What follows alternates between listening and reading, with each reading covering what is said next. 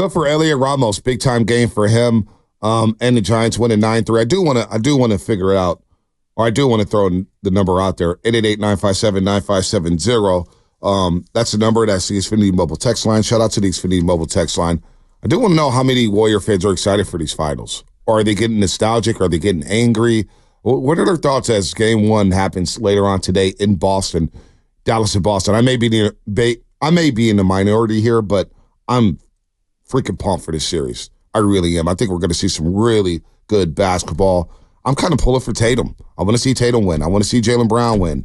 Kyrie's kind of reinvented himself and redeemed himself, and it's going to be interesting to see him go back to Boston. So 888-957-9570 is the number. And make sure you're locked into the roast between 7:30 and 7:45 for your first chance to win this Warriors fanny pack and qualify to win a Steph Curry autographed jersey. We'll be playing Know the Show, so when you hear this sounder, make sure you pay attention because at 7:50, when you, again, hear the sounder, we'll ask a question about the show that you have to get right in order to win the bobblehead and qualify for the jersey. Thank you to the Golden State Warriors for their prizes. Logan Murdoch wrote a great article, pardon me, in The Ringer about the shot with Kyrie and Steph in those finals, so we'll get to that at some point. But get these Giants shakes off because they lost 6 in a row.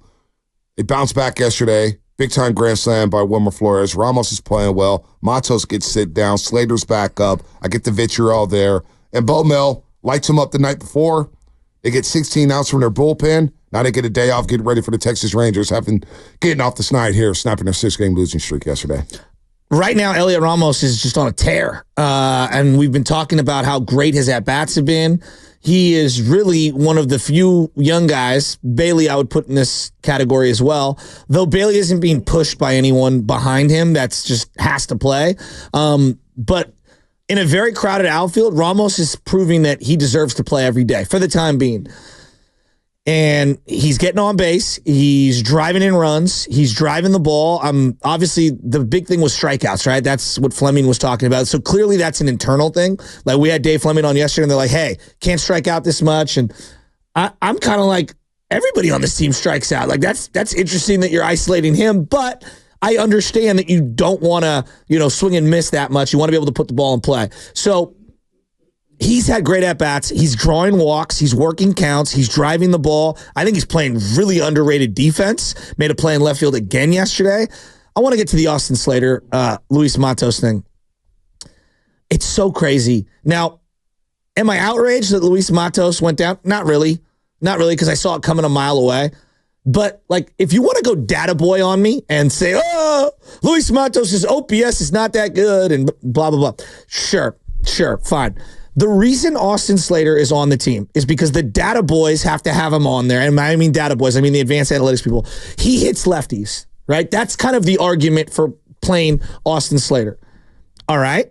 Well, let's just look at last year. Who hit lefties better? Well, in a larger sample size, by about 40 extra at-bats, Austin Slater hit lefties worse than Luis Matos did. This year, Austin Slater has hit lefties worse than Luis Matos. Now, it's not saying much. Both guys are kind of struggling this year against lefties.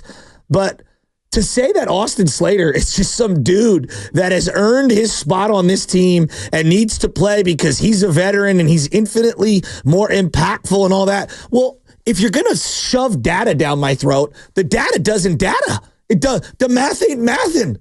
So just say that you want to play veteran guys and you're not willing to DFA Austin Slater yet. I would much rather hear that than say that he's the better player, because right now they're very similar. One guy's a lot younger, and I feel like I want to get a look at. But if you also want to tell me that Luis Matos needs to work on some things at AAA and come back up, fine, I'll listen to that. But don't tell me Austin Slater's been more productive the last 2 years when the data doesn't back that up. It's pretty funny that Luis Matos won NL Player of the Week a couple weeks ago. And now he's back in Sacramento. Austin Slater's first at-bat, 1 pitch, ground out. He did go 1 for 4 yesterday. He had a nice hit to right center. He 1 for 4 yesterday, 2 strikeouts. Ramos still 2 for 2, 4 walks yesterday, 4 walks. Yeah, he was and they got the Giants on the board with that 2-run jack at the top of the 3rd inning. Wilmer Flores later on piled on. And they destroyed Jordan Montgomery, and he's another guy who signed late to the Arizona Diamondbacks. He fired Scott Boras. He only lasted 2 innings yesterday, gave up 7 hits, 6 runs, 3 walks. He was awful, 6.80 ERA. He's a better pitcher than that. But I did get a little concerned because Jordan Hicks only lasted 3 2/3 of an inning. Pitch count got high, 92 pitches. He walked 4 guys, gave up 6 hits. And I did get a little worried about the game yesterday because you're asking the bullpen to get 16 outs yesterday. 16 outs. Now, they did it. Jelly pitched well. Miller did his thing in that 1 inning with the 2 strikeouts. Ryan Walker. It all set up for the Giants there. They got the insurance runs, I should say, in the 9th inning. That was huge. Huge. You get the solo in the 8th. You get the 2 runs at the top of the 9th. Estrada with a nice double. Good to see him get a hit as he tries to find his rhythm again. And he goes 3 for 6 to get his batting average back up to 250. So just a feel-good win. And Ramos is playing well. And I hope they don't sit him back down because he's playing like he doesn't want to go down. Bob Melvin after the game was asked if this is the happiest he's been after a game this season. What kind of question is that? I don't know. That was the first thing I looked at. It was a little frustrating. The entire game felt like it was frustrating kind of for both sides as far as, as many pitches that were thrown. And it was kind of a white knuckle thing for a while. But opened it up enough, scored some runs, did some good things offensively, made some good defensive plays, and bullpen did a great job. I bet you're booming is slapping that Future into Kendrick. Damn. I just want to hear that. You think Bo Mel knew what that song was? Man, they were jamming up in there at the Giants clubhouse in Arizona, man. They were pumping. Get a win, man. Crank that. Crank that. Obviously, Ramos is going to get all the headlines, but for Wilmer Flores to bust out, that he needed that. And the guy has not had great at-bats this year. He was really good the last couple of years for the Giants. He needed that in the worst way. And that grand slam was, it just felt like it lifted a lot of weight off the shoulders of a lot of Giants. They had an opportunity to put up 15 runs in this game. They did. Where they had the bases loaded. And somehow, some way, they chopped multiple balls, and credit the third baseman for Arizona to get forced out at home with the bases loaded and no outs 2 times in a row. Suarez. It's just, I couldn't believe it. Suarez. By the way, Pavin Smith, I know who he is now. Me too. I didn't know who he was before the series. I know who he is now. 3 for 4 yesterday for Pavin Smith. Hit his 3rd home run yesterday. Jordan Hicks, any concern there? Because we look at his lifetime numbers here. We look at the innings pitched for Jordan Hicks. He's 10 innings away from throwing a career high in a season. That's kind of crazy. 2018, 72, 77 innings. 2019, 28 innings. 2021, 10 innings. 2022, 61 innings. 41 innings in 2023. 24 innings in 2023.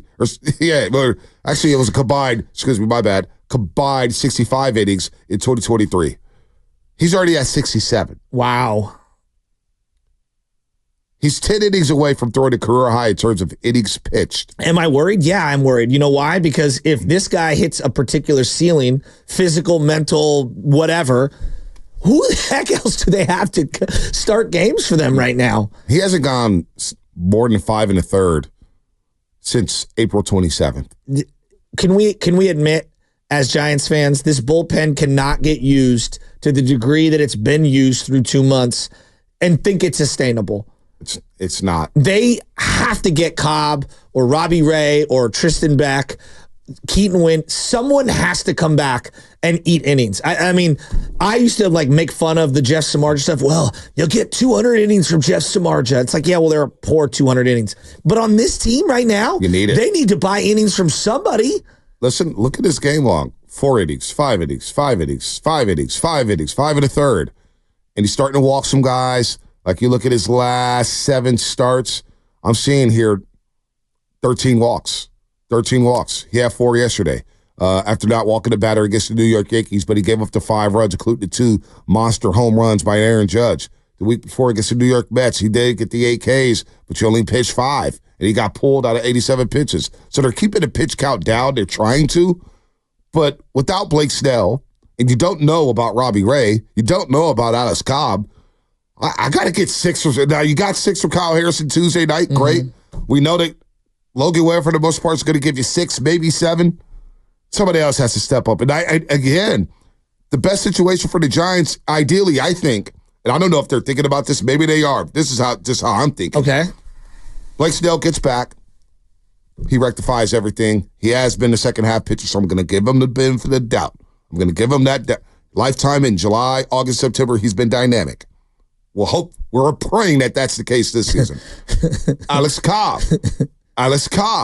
We're hoping he comes back, and Robbie Ray. In the perfect world, all those guys come back. Maybe I slot Jordan Hicks and he could be my setup guy for Camilo Duvall. Maybe he goes back to the pen and he's a reliever again. Because I don't know. He's 10 innings away from a career high. We'll talk about on the other side. Sam, are they just going to shut him down? Or are they going to, throttle down? What was their game plan?